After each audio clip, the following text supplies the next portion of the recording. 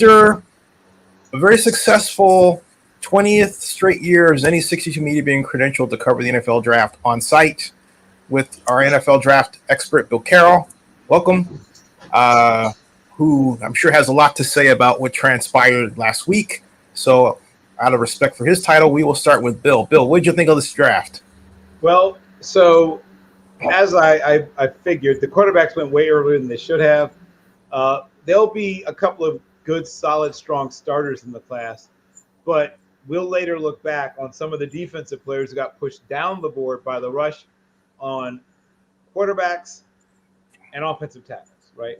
Yep. I think we may have tied a record for the number of tackles to go in the first 50 picks, and I think we may have broken a record for tackles in the first 100 picks. I have to go back and check to see if I'm right, but I think we're either at or close to the records for those two numbers. And that tells you two things. One is that teams were not satisfied with their tackles that they currently had, either starters or perhaps their depth. Two, also, when you're throwing a lot of young quarterbacks out there, what do you need to do? Protect them. So if you realize that the tackles you have, even if they might be serviceable, are not players where the arrow is pointed up, right? If the arrow is pointed this way or the arrow is pointed down, you want to restock with young talent. And obviously, we saw your reaction, and I reposted your reaction. The most surprising pick of the first round was Penix Jr. going where he went. If he didn't go there, he was likely to slide down a couple of slots lower. But I think the Denver Broncos would have put an end to his slide if he made it to them. That's where I projected him going, though. Obviously, things happen. What this tells you is that they've given Kirk Cousins $100 million guaranteed dollars, and up to 133, I think he can earn if he hits all the markers in the contract. That they are not all in, right? Which sounds crazy to say about someone you've given $100 million guaranteed dollars. There's a good reason for that, Bill, if I may, because Kirk Cousins was quoted as saying that he was fine in terms of dropping back as far as late March. Now, this is late April, okay? But he said rolling out was problematic. Yes. Right? Which means, hey, if he is in that situation and that was a month ago, chances are he's still not 100% now, and he's still in a problematic situation. So the Falcons are undoubtedly looking at that same situation saying, hey, you know what? We're not so sure here. We better get this guy just in case. And that's why so many people had them as being participants in the Justin Fields sweepstakes. And I was a little surprised that they weren't more active. I've heard through my various channels that they made a lowball, I guess the term you would use, offer, and then withdrew it. So they didn't even leave their lowball offer on the table. They made a lowball offer, from my understanding, and then withdrew it pretty quickly. So you know what I think that is? I think there is a sort of ideological war going on. And I think they wanted, a quintessential quarterback like Kirk Cousins, who's the classic statue blonde guy and, all that. But then you have someone like Michael Penix, who is basically an improved Michael Vick by a lot. Well, I mean, he doesn't quite have Vick's arm, and he obviously doesn't have Vick's athletic ability. But here's what he does have, and I think he's closer to like a combination of Mark Brunell and Warren Moon than he is like Vick. Yeah. He's a good athlete, not elite. But he's a good athlete. But hey, 4'4", 640. Yeah. Hey, 4'4", I'll take it. Well, right. I mean, it's not really. I mean, unlike the timing at the combine, this is purely hand time. That means it's more like 4.52 to 4.58 in an electronic company. Yes. Hey, so what you doing? What's going on? Now something for the young viewers to enjoy. It's not going to be all. Thank you for joining me on draft day, by the way. Very much. Right. It's Absolutely. not going to be all John Denver and Lawrence Welk and the Wichita linemen. Now we have Hindo to bring a little Metro Boomin to the show. So Metro Boomin. So the situation they found themselves in, as you just pointed out. Oh, hey, Bill, we should recap him as to what we're talking about. Yeah, we will. Yeah. So, but the point is that he's a 35-year-old man who's coming off of a torn Achilles, and the 25-year-old man, not 35. no, he's 35. Kirk Mike- Cousins is 35. Oh, I thought you meant. Sorry, I was. No. That's the one injury that Michael Penix hasn't had. He's had shoulders, he's had knees, but he's never had an Achilles. So let's not jinx him. But the point is that Kirk Cousins is a 35-year-old, and we all saw what Kobe did, but Kobe's Kobe, and we all saw what Adrian Peterson did, but that's Adrian Peterson. Those are people who are literally the exceptions that prove the rule. Generally, when an older athlete tears their Achilles, James Winston, he came back fast. He's not 35. He's barely 30 now. That's when true. He tore his Achilles, he was much less than 35. The list of 35 and up athletes who torn their Achilles and come back to be close to what they were before is a very short list. And I named almost the entire list already. Kobe Bryant, Adrian Peterson. And he wasn't, and Peterson wasn't 35 at the time. He was less than 35. So the list might just be Kobe if I really think about it. So it's a very short list. You're betting $100 million guaranteed that this guy comes back and is still a good, solid starter. So I'm not mad that they made the pick. In fact, I kind of sort of applaud it, but they apparently have cheesed off their $100 million man coming off the torn Achilles. Now, hey, if I made a catch you up, what we're talking about is Penix debate and whether or not she's been drafted. And that's where we're at right now. And we're talking about Bill's giving us his impressions, and then Bill will pass it to you and then back to me. Yep. So before I close out, I'll catch. Don't close out. I'm just saying you got. I've been looking much for you to close out. I meant my statements, not like pull the plug. But I was saying that they had early on, and you may know this also, Hendo, they had early on been a participant, sort of a semi-reluctant participant, though, in the Justin Fields sweepstakes, put a low ball-ish offer on the table, then withdrew it. No, we changed our mind, which I thought was interesting because, I mean, you're talking about a special athlete. Now, there's questions about, how quickly you might pick up certain things, but Justin Fields is essentially a faster and slightly smaller version of Cam Newton.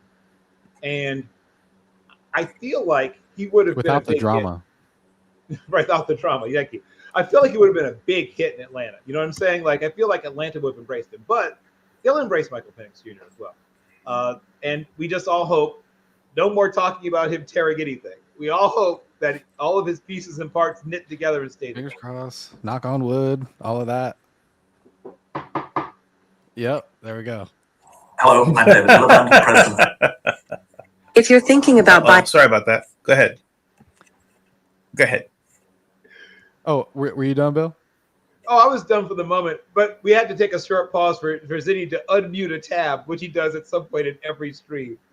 Oh, I didn't mean to mute your tab. I didn't. No. I said unmute a tab you should have left muted, which you do at least once in every stream. Oh, no. What I was doing was, I'll tell you what I was doing. I was calling up a video interview that I did with Drake May for that time it comes up, so I wouldn't forget. That's what happened. So you heard that. I was messing with you, Zinni.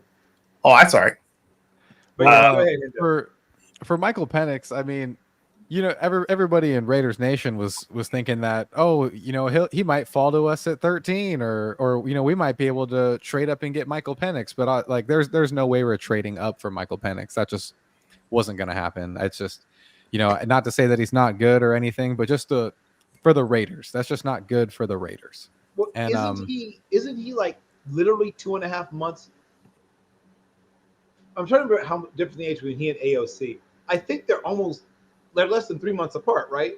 I think they're less than 3 months apart in age. Yeah.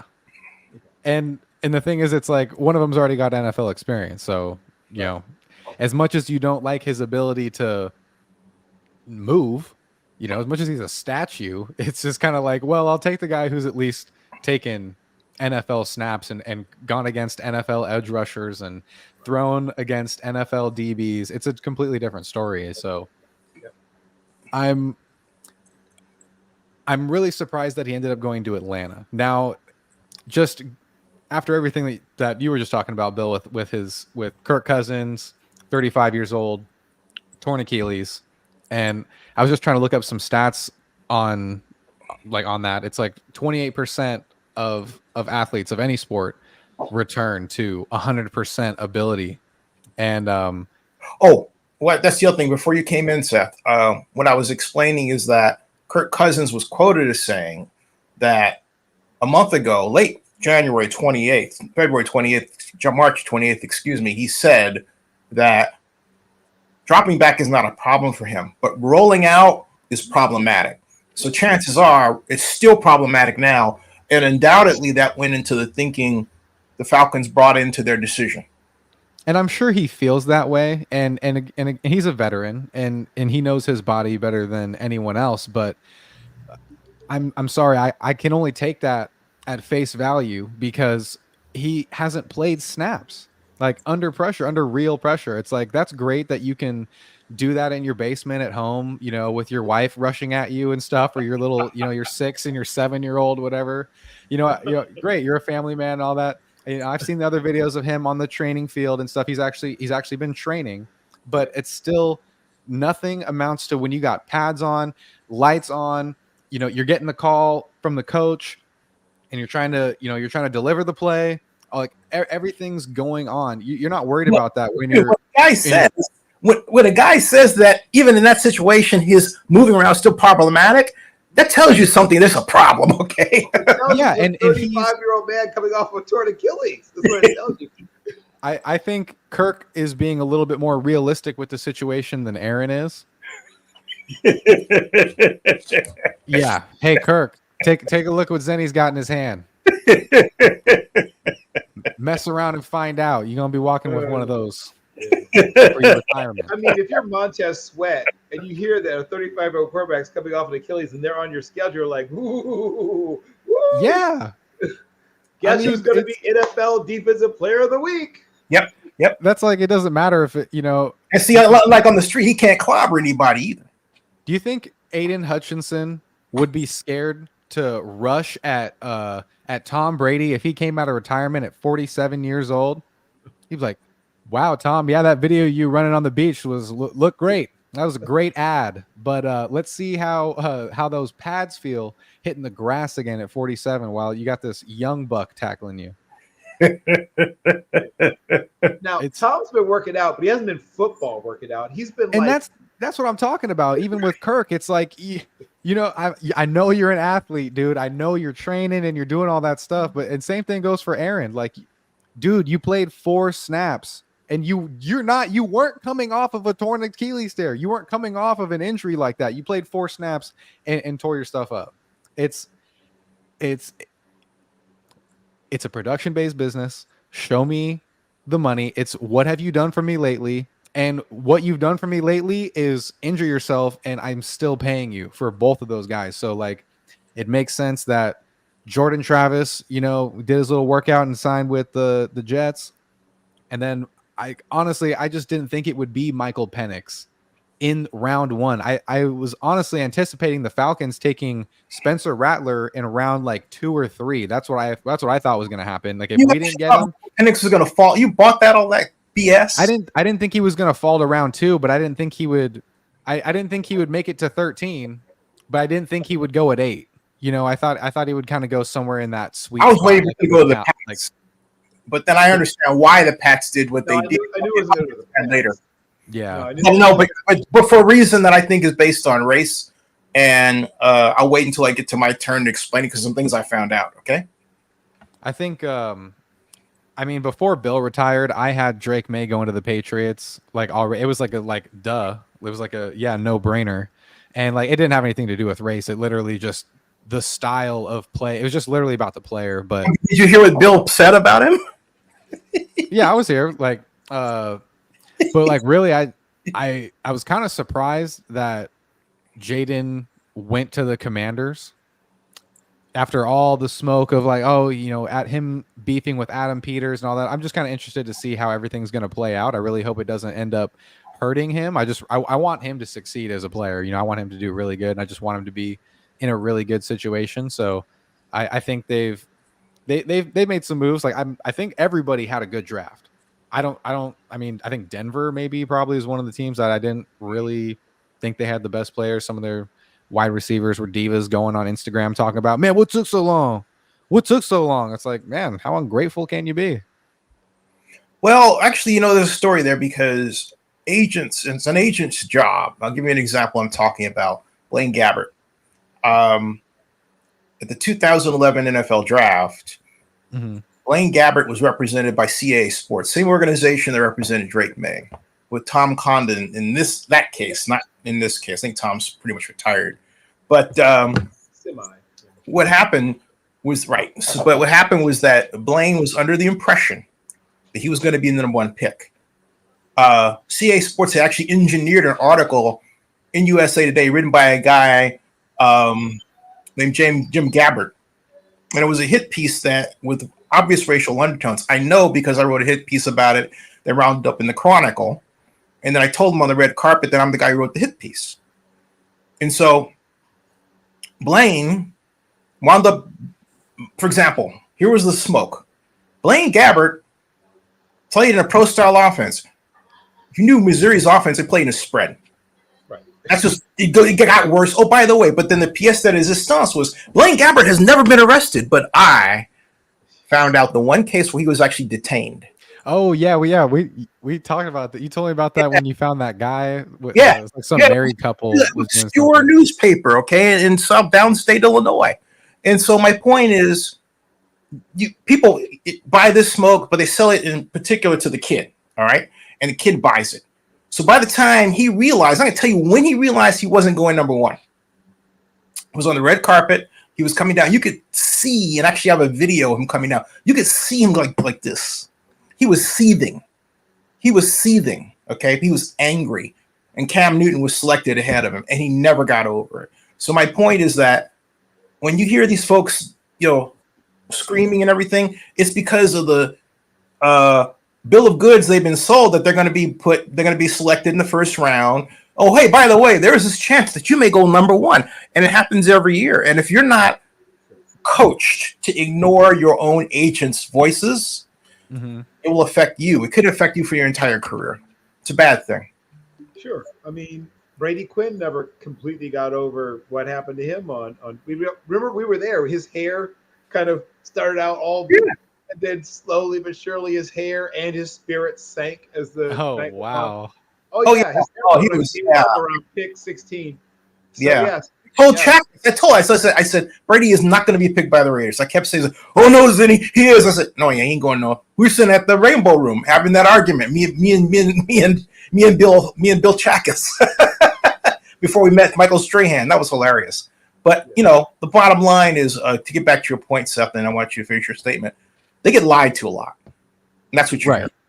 And even so, just as you mentioned earlier, if you aren't trained or if you aren't aware to not listen to your agent's lies, you're doing yourself a disservice. And if you need the self-awareness to see that sometimes, you can't just believe if everything that is coming into your ears from people, you know what I mean? Like you need to do some self-evaluation. I hate to break in, but that's too much for a kid to ask. Okay. You're talking about somebody that's 19, 20, 21 years old. They're not going to have that kind of self-awareness. And parents, I mean, you're telling them to run a football team with this extreme language, and you're going to pay them millions of dollars, and they're playing in front of millions of people. Right. I think you can ask them to do a little bit of self-evaluation. Nah, they're not going to get it. They're kids. Okay, well, I'm telling you, they never get it. Yeah, that's like if they have the right people telling them. Okay, but most of the time they don't because they're too busy trying to sell them the sky. And then, but it's just when you see what happens with those people who believe all of the talk and the hype and the smoke. But my point is right. But my point is, it's not a kid's fault. A kid is supposed to believe he's number one, or she in another situation. Now we have name, image, and likeness, and you're getting the bucks from name, image, and likeness already, and then your agent is telling you that you're going to be up there because of that. You have an even greater reason to expect it. Okay. So it's crazy. Let me tell you something. I was speaking with a student athlete on my campus today. He's a basketball player. And I asked him, I go to community college, and I said, "Hey, where do you want to go? Like what university do you want to play at?" And he's like, I'll play anywhere. And I was like, "What are you doing to get there?" And he's like, "Well, I'm just always working on my grind." And I was like, "Well, who's watching you do that?" does anyone know that you're doing that? Does anyone know how hard you're working? He's like, I was like, are you making videos or anything? Are you reaching out to schools or whatever? He's like, well, I talk to some people sometimes. I was like, you need to be reaching out to go find some school that you like or that's close or something that you'd apply to. Go talk to some assistant coach or some coach or whatever, and don't ask them, hey, how do you think I'd be able to be on the team? You say, Most what are kids don't hold on. Well, like this is what separates good from great, because what the moral of the story of what I was telling that kid is, everybody in the NBA already has a certain floor. You're already so good. Okay. So now, again, in a production based business, what have you done for me lately? Okay. You've made it in. Okay. You're not, once you've made it in, you are now not the shit. You're not the shit anymore, because everybody's the But shit. here's the thing. Here's the thing. Most kids that age, and they are kids, even though they're men, and okay, they don't have the confidence to do that. Okay. So what you have to do is, for example, what I did. This young lady worked out at my gym. Okay. She's one of the top 4, as it turned out. I found out by accident, athletes in the entire state of Georgia. I'm thinking, hey, you know what? This will be somebody great for Lee Steinberg to represent. And I wanted, but I thought, I started not to do it because I'm thinking this person barely knows me, da da da da. But I thought, you know what? Given who I know, I could be that person's connection to the right person instead of the wrong person. Lee is the right person. Okay. So what I did was I took a risk, and she's plays softball at Georgia Tech, and told her she was really grateful. Said, hey, look, I gave her Lee's number, connected her. I said, look, I wrote an email to her, not email, but a text, and I said, share this with your mother, all the stuff to watch out for. In other words, I took the responsibility. I didn't tell her what to do. I did it for her, because most people of that age are not going to have the confidence or the knowledge. You got to do it. Right. And that's the problem. People think that because a lot of money is being thrown at young folks, they're supposed to automatically get wisdom. That's not how life works. People have to help each other get there. See, we getting that? You gotta help. Yeah. Gotta help. You want to say something, Bill? No, I mean, I've been a conduit for a lot of student athletes. A funny story is Aaron Jones reached out to me towards the end of his junior year of college and asked, if he should declare or not. And I said, well, if you come out this year, you're probably going to be a day 3 pick. You've got a shot maybe to go as early as the 2nd or 3rd, if you come out next year. But of course, there's the risk of injury. I said, I basically said, I don't put it on me, but here's what the NFL thinks of you now. Here's what you have an opportunity to do if you play your last year of eligibility. Well, wisely, he came out, because running backs have a very short life, and it's worked out for him. But I'm always a little wary about giving too much counsel, simply because there's so many variables that you just can't account for. And yes, he probably would have gone a couple rounds early if he'd come out the year after, but he might not have gone to as good a situation. Or played as long. Right. There's so many things that come into play, especially, once again, I mean, if you're a tennis player and you're an amazing tennis player, while the people surrounding you certainly can help you or can hurt you, your talent is about 70% of you getting where you're going to go. Football is not tennis. Football is not Olympic long jump. It is not swimming. It is not wrestling.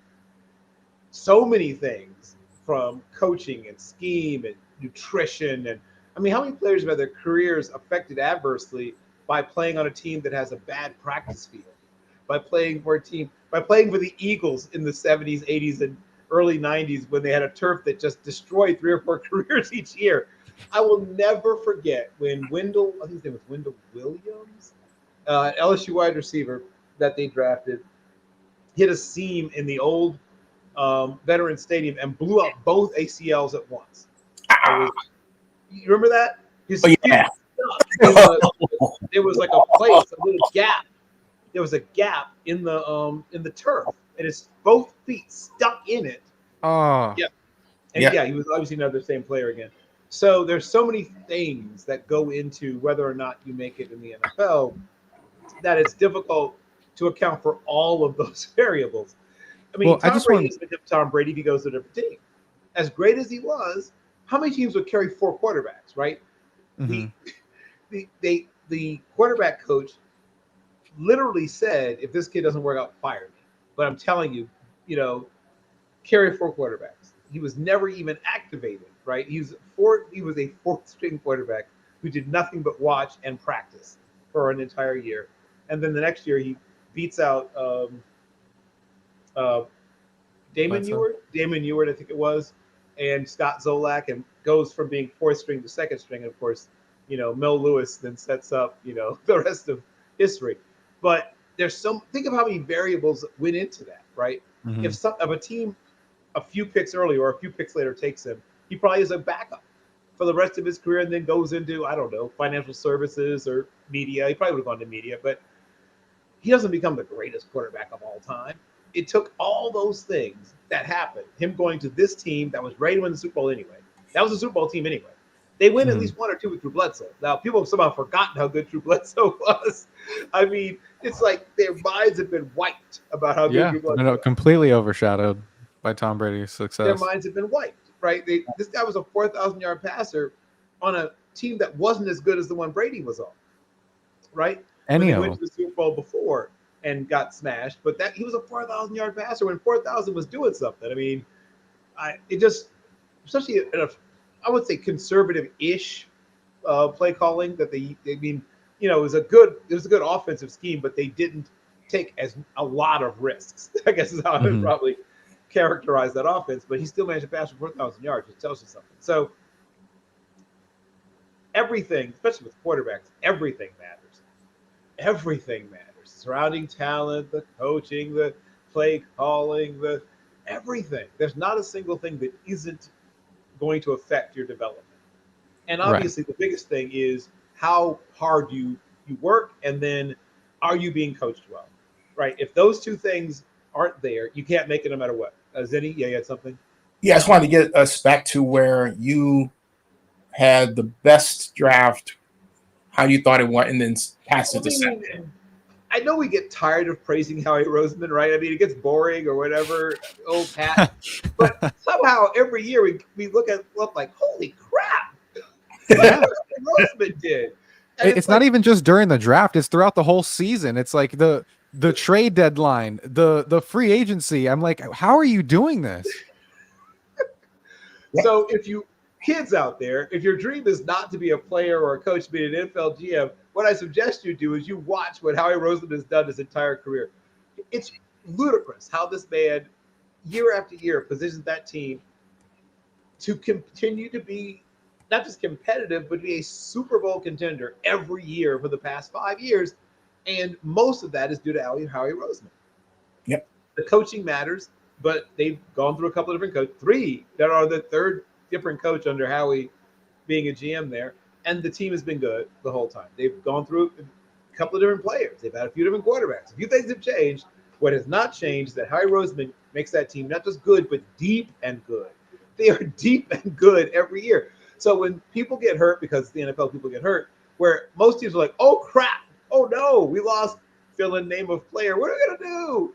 Philly fans are like, oh, yes, this person's coming in. Oh, man, we're going to be so good now. Like, damn. You guys have any bad players? So while it's the lowest of low-hanging fruit, like the fruit's touching the ground, Zenny, the Eagles draft is stupid. Like, how is this possible? How did somebody not say, we're going to draft these players? We don't care for these players. We're drafting just to keep them out of Philadelphia. Like, somebody needs to start drafting defensively. If you're ahead of Philly, just say, who's Philly going to take here, and take them. Because otherwise, you'll be facing the Eagles at some point, and you'll be like, oh, God. No, because you can't do that, because then you'd fall to the same situation that happens during the regular season when somebody gets injured. You take their player, all of a sudden, they create a star out of Mr. Irrelevant. Right, all of a sudden. Yeah. It's like the iocane powder conundrum in Princess Bride. Yes, right. Mm-hmm. But yeah, no, I mean, that's where it starts is the Eagles. And there have been several really good drafts.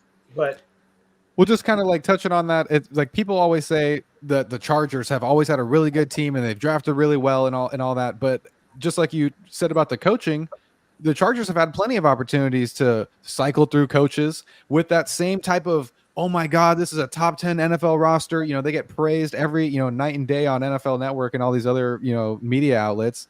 And they fall flat on their face, every year. But then you have teams like the Eagles where they got the coach and the players. And you see what that kind of combination can do. Puts you in the Super Bowl. Yep. Now- So also teams' draft personalities get reinforced.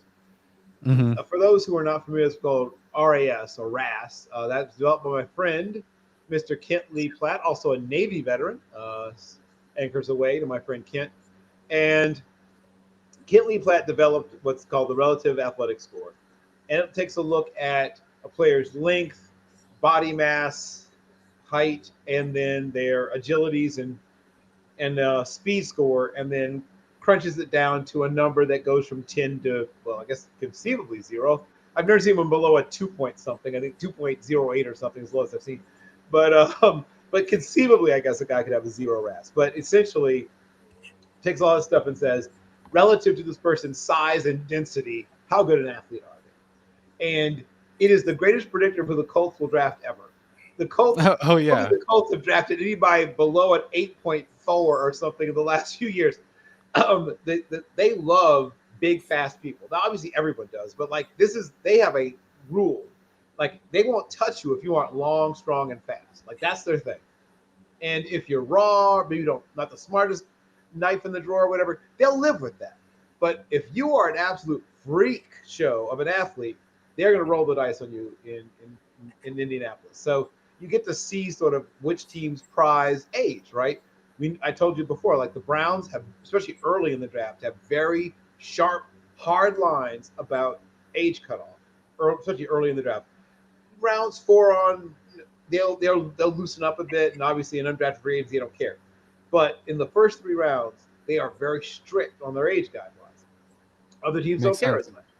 So you get to see the various teams' draft personalities when you sort of look at who they drafted and where they drafted them.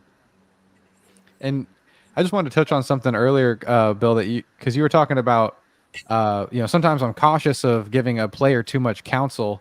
And I think one thing that's important for those players to, remember, or at least be cognizant of, is the difference between counsel and gospel. You know what I mean? Like, I talk about this all the time with my staff writers in the newsroom, because like I edit 1 million papers a day. And when I'm going through something, on the Google Docs, there's a suggestion, if you guys are familiar with that.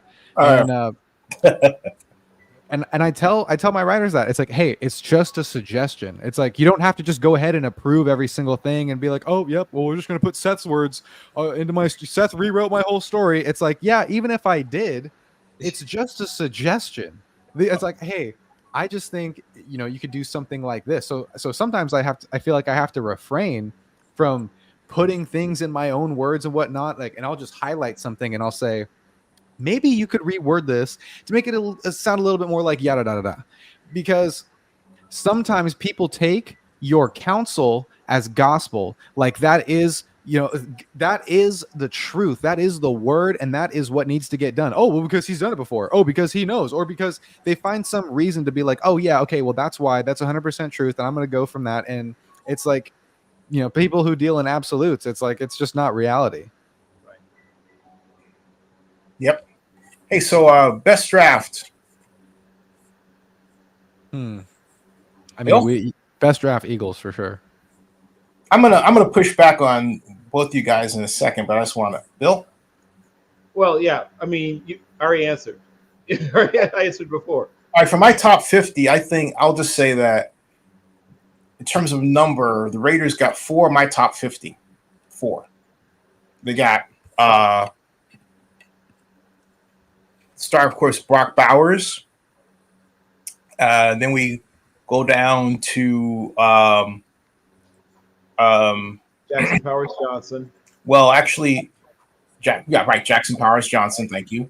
But also Dylan Laub, that was number 49 on my list.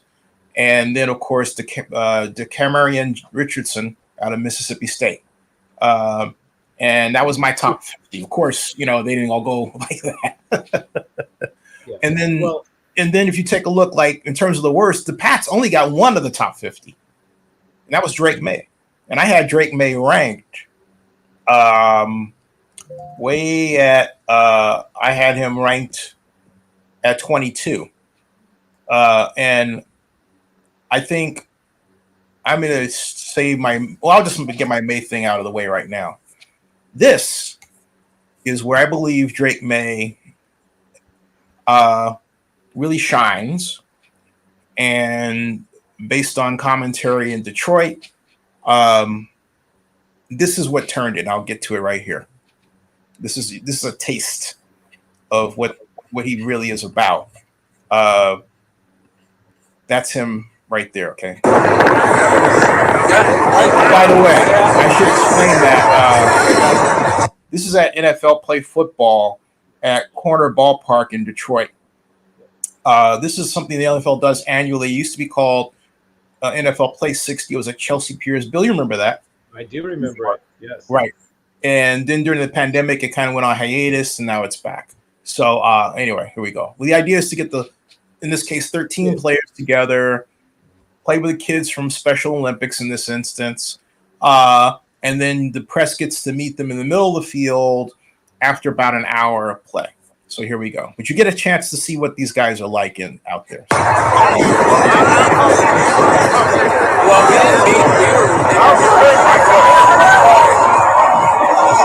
Now, watch what Drake does here. This is a born leader. Watch this.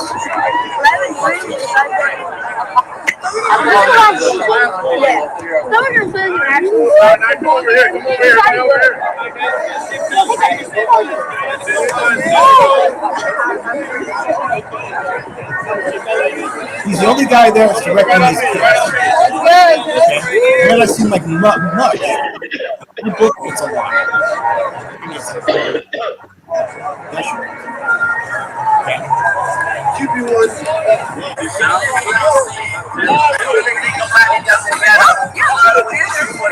Not really. I spent 18 minutes with Caleb Williams. I spent a few minutes with him. Is that Mike Garafolo down there on the bottom right? That's me. Don't forget the Browns, man.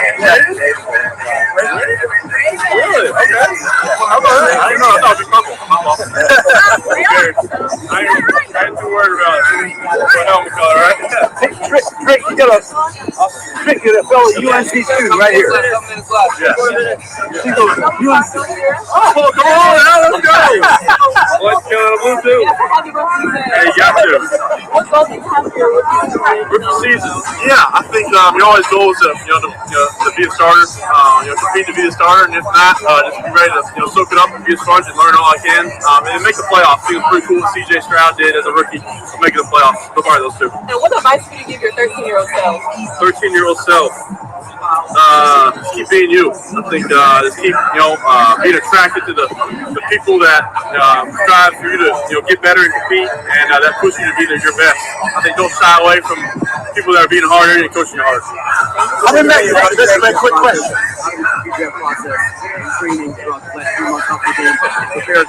Yeah, it was the first time I really got to focus on myself, in life. You're always worried about the team, being the quarterback, worried about that, and I really just focus on my body, working on myself, and getting ready for pro day, get ready for the things where I can focus on my diet and just work on myself. Mr. May, what kind of player are NFL teams getting? Yeah, I think we're getting a winner. Getting competitors, going to leave it all out there, and going to do. I think wanting to win is one thing, but hating to lose is different. So just hate losing and ready to go out there and compete. Talk about leaving North Carolina. What are you going to miss most about leaving North Carolina? Yeah, just the place. Chapel Hill's so special to me. Charlotte, my hometown, or outside of Charlotte, is awesome. So miss the people. People make the place. Thank you, sir. Thank you. Thank you. I told him in my later interview, and I said, look, you're a Southern boy going to be a Yankee territory. He goes, yeah, okay. He's got all such matter-of-fact attitude, which is great. He's comfortable. And a lot of the people in the Patriots organization and in general, they start gravitating toward how he is as a person rather than what he does on the field. And he's a guy you want to root for. Okay. And I think a lot of that personality magic he has went into why he was selected. Now, it's also why some people, including myself, say he's going to get somebody fired. And it's not going to be his fault. All right.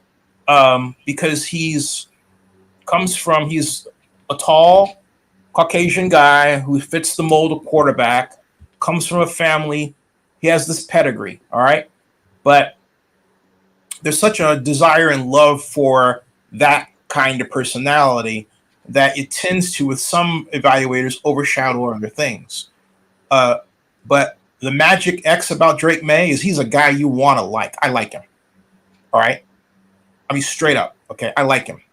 But would I make him, would I pick him over Jaden Daniels? No. On the other hand, Jaden, when he carries himself, he doesn't carry himself with his head. It's down.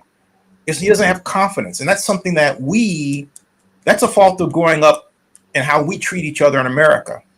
All right. By not giving the older folks, giving the younger folks, hey, look, pick your head up, taking that aim, not fearing what you're going to say, just doing it. All right. There's a lot that goes into that. And a lot of social commentary comes out in where he went versus other developments. Now, Caleb Williams is amazingly 100% incandescently confident. All right. I mean, when he says he's confident in his skin, he basically, as far as I'm concerned, made his skin. Then God said, okay, I approve it. Boom. That's it. Okay. And then he signed it and dated it, and then he had it patented. Exactly. Oh, straight up. Sold NFTs of said skin. Yes, exactly. And then he sent off the DNA of it to the FBI lab for having them create clones and all sorts of stuff, and they're going to study it and write about it in the history books for eons. Yeah, because as charismatic as Drake May is, Caleb Williams is 5 times. Yeah.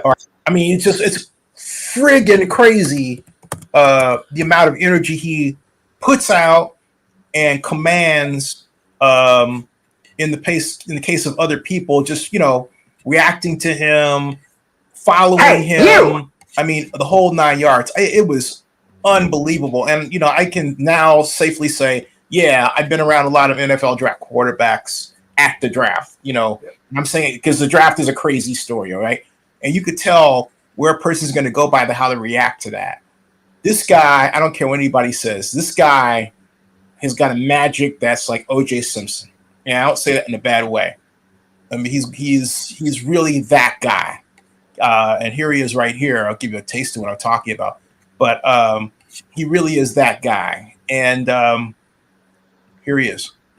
Of something if I was to go to the Bears, but great quarterback. As y'all seen, they went to right here. Part. If that was a place and things like that, I'd be excited. Everybody over there seemed, pretty excited when I was there. And he looks in your eyes. See that? Bring some light to me. Because they were serenading you at the baseball game. Yeah, I did see that. That was pretty cool. The Caleb chants at I don't know if it was White Sox or Cubs, but it was pretty cool to have that moment. The whole, I know you're from the East Coast, the whole idea of perhaps playing in Chicago and the elements there, how does that strike you? I played in Ohio when it was snowing. I played in rain, sleet. I played in below freezing. I played in super hot temperatures. I feel as if I hit all the temperatures. Okay, so you're looking forward to the new Dome Stadium, huh? If that was the place, I would be excited. If that was the team that would draft me, I'd be excited. It wouldn't be for a couple years, obviously. It takes a while to build things like that. But, I would be excited and elated to be in that stadium. What do you think about what you get the idea? And like my point is, he's like, this is one thing. Like he's talking to everybody. And he was just like this in high school, coming out of Cardozo High School. He was the same kid. He's just a little bigger, but he's been the same kid since he was 16. Well, here's the thing: the stage. He's bigger than the stage. Yeah, okay. And he was at 16. Like, this is the same guy, just bigger. Old teammates. I mean, I love this guy. I could talk. I could spend I was joking with him about Jared Goff and all the stuff you can see later, but this guy is the real deal. Yes. Straight up Correct. the real deal. Okay, but he's not. He is his own product, and he said in a statement that he overcame his background in a sense. In other words, he had a disadvantage that Drake May didn't have to deal with. All right, and I mean, Caleb's Like what? background's not exactly. I mean, he came from a pretty nice background, also. I don't know if you know Like, exactly what where he's did from. But it's Caleb- not a rough explaining, area. explaining how he reads it, though. Okay, this is what he says. All right. See, I met the guy for the first time, and I'm only listening to. I'm just letting my camera run, right? So All right. I'm not going off what he says. I don't claim to know his background. I don't know what kind of car his parents had and all this stuff. I don't know all that stuff. I only know what he said. All right. I got you. Okay, and first impressions are powerful. Sure. So, I would say out of that first of all, it's a fine group of men. I'm very impressed with everybody that I met. Everybody, and there's a reason why all of them went off the board like that. Yeah, it doesn't happen all the time. There's always somebody that's left behind, like Mark Sanchez, Will Levis. Yeah, right. And who thought Will was another one who thought he was going to be going really high. Yeah, that's what I thought about when you were talking about that earlier. Yeah. And my point is, but see, Drake May has a quiet confidence. Will is not. He's not like Levis. All right. Not that Will can't do the job. It's kind of like how you're talking about Jaden being like a little quiet, maybe holding his head down. Like Will had like that. Like I can look confident on my face, but you could tell underneath it all, he was like super insecure about a lot of things. Yeah. And then like one thing I just kind of want to say about Caleb is like, everybody knows he's the dude and all that stuff. Like I'm not trying to, discount anything that he's done as a person or his ability, his personality, nothing. Like just me personally, like I haven't been paying as much attention to him like as you guys have. Like Bill, like you said, you were talking about him, like, oh, same kid since he was 16, and is any like you guys been really following the draft? Like I'm pretty new to all this stuff, but everybody when the Raiders were tanking, we're all like, oh, let's get Caleb Williams, draft, number 1 draft pick. Let's just tank for Caleb. Yeah, I remember that. So I started to just kind of follow and like look into this guy. I'm like, who is this dude? Everybody's talking about this dude, and one thing I will say is he is very well trained in public. He's very well like his etiquette, everything. He knows what to say, he knows how to read the room, he knows how to respond to things, he knows how his words look. He's very aware, he's very conscious. Okay. Do I think that he is absolutely 100% genuine in everything that he might be saying or doing? No, I don't. Like something about like, are you saying like, oh, he's super confident? I feel like a little bit of that confidence is just there's just something that I don't like about it. It's like when it's like you get out of the shower and like maybe your deodorant like 15 minutes too late. You try to cover it up with some cologne or something. Where you're at. Now here's the other side of that. You have to remember something about us as people. Okay. Most of the time, even among ourselves, we're always told we can't. There's always somebody who put us down. It's called the crab barrel mentality. And so because of that, some people call it the dozens in our culture, all right? Because of that, you have somebody, is going to overblow who they are because so many of us have been putting them down that they're used to doing. If you grow up white in America, you don't have to face that, okay? And if you have brothers like Drake May, they're going to set you straight as kids, but they're going to defend you. And they're not putting you down in the same way when it comes to listening. They might kid around with you or beat you up a little bit when you're kids, but when you become adults, unless something really squirrely went down, it's a different story. All right. But with us and the economic hardships we have because of racism, you cannot discount that in how you evaluate people coming out of the draft. As much as you might want to, you can't. All right. And I gave up doing that a long time ago. And so I get his cockiness. All right. It's different from Will Levis' cockiness. It could be easily thought of a way, but So I got it. Well, 'Cause, you know, Vinny, I'm just going to be 100% honest and transparent right now. I am not talking about race whatsoever. We're all black here. Like, I am. All right. And my point is, you cannot ignore race. And I'm not. no one's ignoring it. It's just a non-factor. No, it is a factor. Don't ever let anybody kid you like that way. All right. Especially now. I'm just letting you know, as a 62-year-old man. Okay. I made that mistake. Don't you make it. All right. Don't. Always keep your eye open. Always keep or never discount anything, because the moment you do, you will be shocked. And if I'm alive, okay, hopefully you can say, "Hey, Zinni, you're right." Okay, Well, I'm just letting you know. I'm just giving you some wisdom here. All right, don't ever make that mistake ever. It's still an advantage perception wise, even now, though things have gotten so much better. You know, obviously when I started, watching, it was the Conridge Holloway situation, then it was the Warren Moon situation, then it was, all these black quarterbacks who were getting either shipped up to Canada or moved to wide receiver or moved defensive back.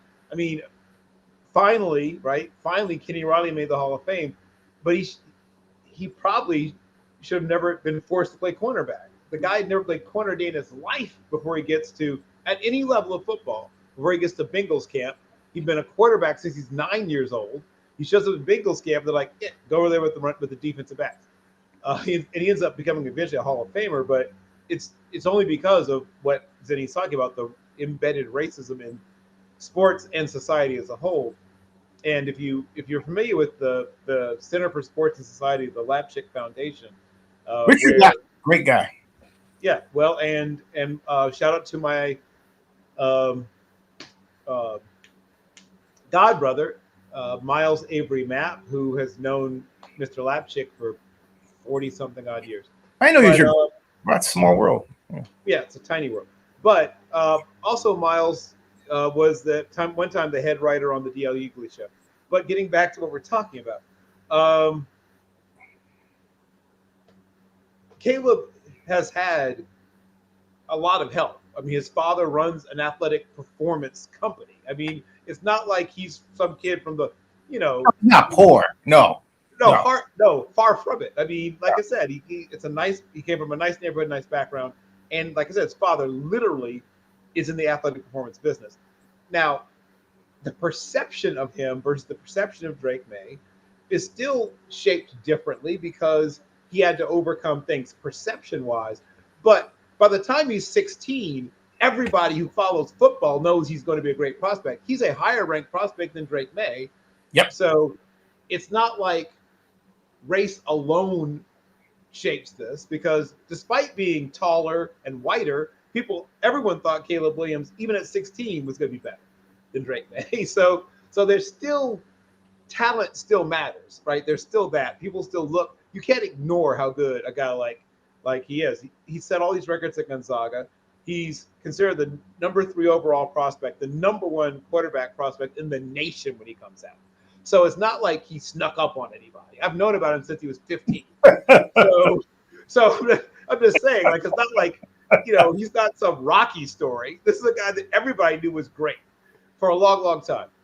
So he's not like Joe Flacco, who sort of bit you on the butt from North Jersey. Well, I mean, he goes to Pitt and gets beat up by Tyler Palco. He gets beat up Tyler Palco from Imperial, Pennsylvania. So that's why he ends up at Delaware, because he transfers after a couple years trying to beat out Tyler Palco. Right. So after his redshirt sophomore year, he transfers out, and then has 2 years